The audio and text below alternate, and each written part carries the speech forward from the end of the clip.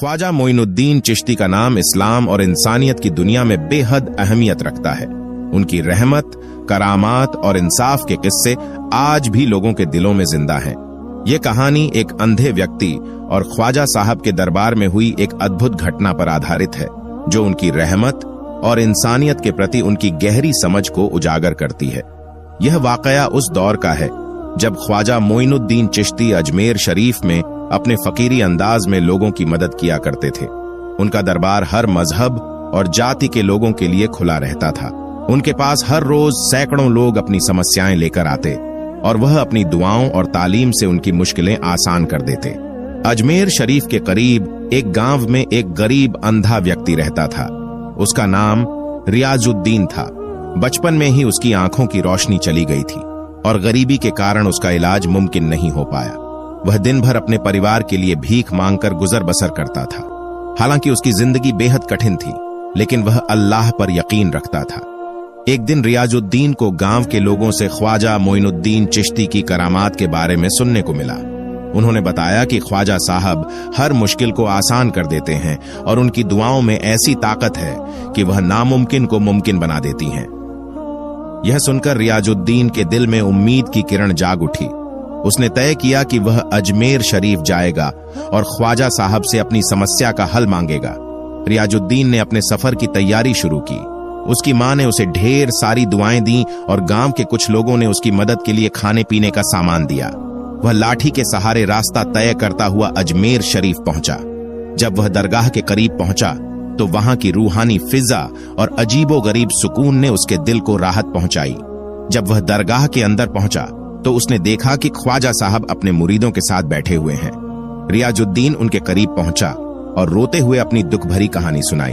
उसने कहा, ए रहमत के सागर, मैं अंधा हूं और मेरी जिंदगी अंधकार में डूबी हुई है। मेरी मदद कीजिए ताकि मैं भी दुनिया को देख सकूं।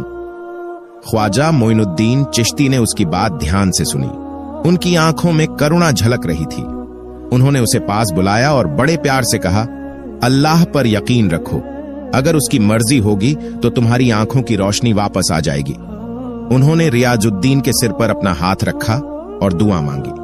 उनकी दुआओं में इतनी ताकत थी कि वहां मौजूद सभी लोग रूहानी एहसास से भर गए। इसके बाद उन्होंने रियाजुद्दीन को एक कटोरे में पानी दिया और कहा, इस पानी से अपनी आंखों को धो लो। अल्लाह की रहमत से तुम्हारी परेशानी दूर होगी।